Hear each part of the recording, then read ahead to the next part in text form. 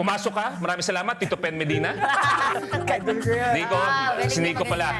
Nico, ngayon pa lang kayong tatlo, pwede na kayong umuwi. Dahil alam na natin kung sino. Kung meron mang gagawa ng hindi maganda sa studio na to, si Nico yun. Nico, bibigyan kita ng chance.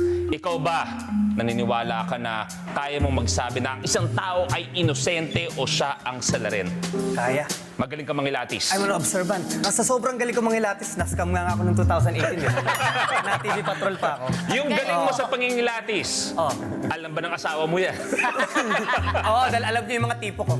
Alam niya ang tipo mo. Kung sakasakali man, Nico, na may duda ka agad-agad.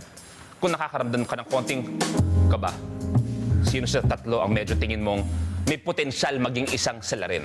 Si Rob, Tuesday, o si Baron? Napiling ko itong batang ito.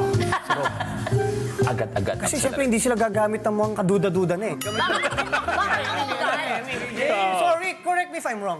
Parang ang tingin ko yung mga parang hindi gagawa ng masama. Pero Nico, dalawa ang hamon mo ngayon dito sa Tamang Hinala. Dalawa. Unang-una, malalaman natin kung sino ang salarin. Pangalawang hamon mo, si Rob medyo mas sanay mag-English. Kayo muna mag-usap in English. I try you best. Ngayon lang kita nakatrabaho, nakakaaliw kang bata. Para lang tayo nagiinuman sa kanto.